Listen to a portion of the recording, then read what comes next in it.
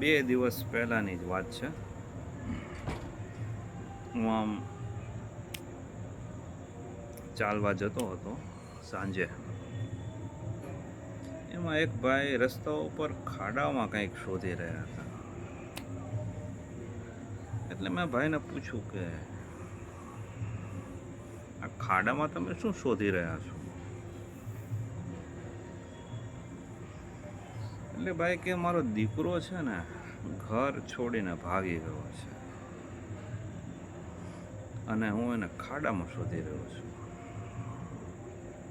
એટલે મેં કીધું યાર, દીકરો ભાગી ગયો હોય તો ક્યાંક કોઈના ઘરે તમે શોધો, સગાવાલાઓમાં શોધો. ખાડામાં થોડો તમારો દીકરો હોય.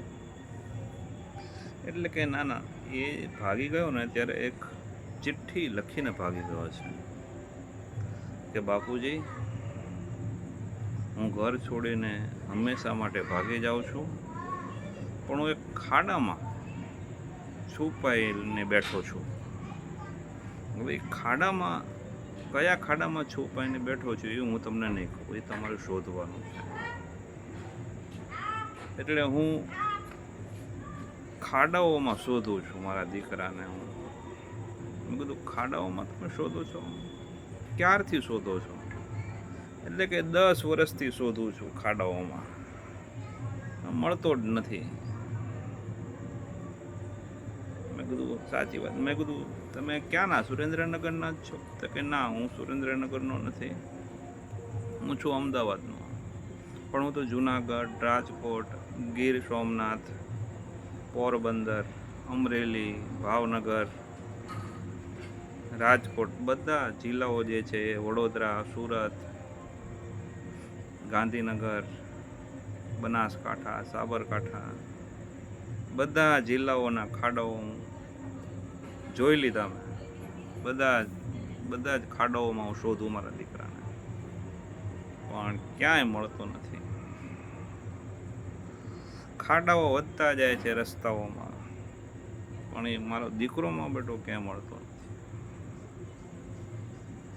10 વર્ષથી ખાડાઓમાં હું શોધું છું, પણ એ મળતો નથી. મેં કીધું ક્યાં સુધી શોધવાના છો?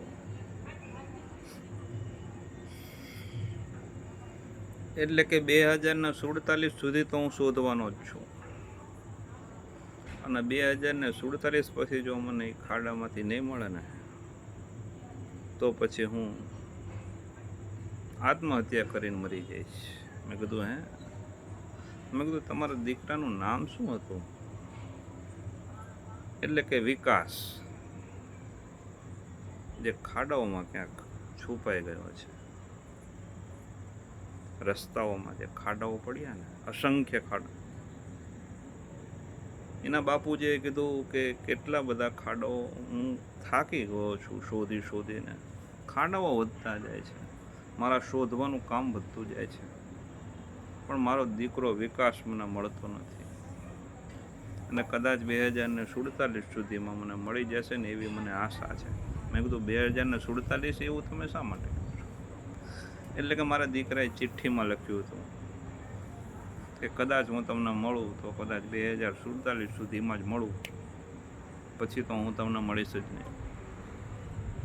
મેં કીધું સારું, તો તમે શોધવાનું કામ ચાલુ રાખો વિકાસને ખાડાઓમાં. પણ મેં કીધું ખાડાઓ વધતા જશે હો, તમે આ જે કામ કરો છો ને એ બહુ ધીરજનું કામ છે અને કંટાળાવાળું કામ છે. પણ કે મારો દીકરા ઉપર મને પ્રેમ છે ને, એટલે મને કંટાળો નથી આવતો. નવા ખાડાઓ પણ હું તરત જ જોઈ લઉં છું. મેં કીધું સારું, તમે તો બહુ મહાન પુરુષ છો જે થાકતા નથી ખાડાઓમાં વિકાસને શોધવામાં. તો આવી હતી એક ગુમ થયેલા પુત્રને શોધવા નીકળેલા પિતાની વાર્તા.